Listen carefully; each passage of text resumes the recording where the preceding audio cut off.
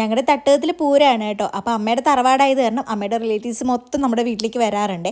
അപ്പോൾ എനിക്ക് സാധനങ്ങളൊക്കെ വേണമായിരുന്നു. അപ്പോൾ അതൊക്കെ വാങ്ങിക്കാൻ വേണ്ടിയിട്ട് ഒറ്റപ്പാലത്തുള്ള സ്മാർട്ട് ബസാറിലേക്ക് കേട്ടോ വന്നത്. പിന്നെ വൈകുന്നേരം ആണെങ്കിൽ ഞങ്ങളുടെ തിരുവാതിരക്കളി ഉണ്ട് കേട്ടോ അമ്പലത്തിൽ. അപ്പോൾ പിന്നെ രാവിലെ എല്ലാ ജോലികളും ഒക്കെ അങ്ങ് തീർത്ത് വെക്കാമെന്ന് വിചാരിച്ചേ. കുറേ ദിവസങ്ങൾക്ക് മുമ്പേ നല്ല ഇടിയും മിന്നലും ഒക്കെ ഉണ്ടായപ്പം നമ്മുടെ സിറ്റ് ഔട്ടിൽ കിടന്ന് സീലിംഗ് ലൈറ്റ് ഒക്കെ അങ്ങ് അടിച്ചു പോയിട്ടുണ്ടായിരുന്നു കേട്ടോ. അപ്പോൾ അതൊക്കെ ശരിയാക്കാൻ വേണ്ടി വൈകുന്നേരം ആൾ വന്നിട്ടുണ്ടായിരുന്നു.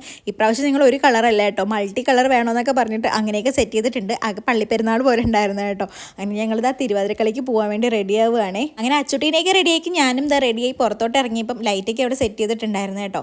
കുഴപ്പമില്ല, നല്ല രസമുണ്ട് കാണാൻ, ഒരു വെറൈറ്റി ഒക്കെ വേണ്ടേ അല്ലേ. അങ്ങനെ ഞങ്ങളെല്ലാവരും ഇതാ അമ്പലത്തിൽ എത്തിയിട്ടുണ്ട്. ഇവിടെ ആണെങ്കിൽ കുംഭം 1 കൊടിയേറിയ കുംഭം അവസാനത്തെ ഞായറാഴ്ചയാണ് കേട്ടോ പൂരം.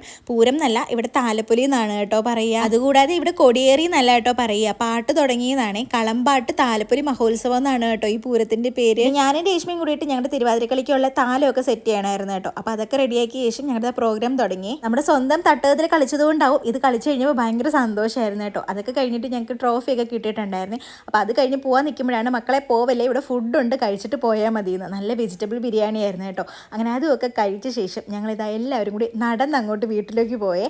അപ്പം ഇന്ന് അത്രയേ ഉള്ളൂ. Tata bye bye.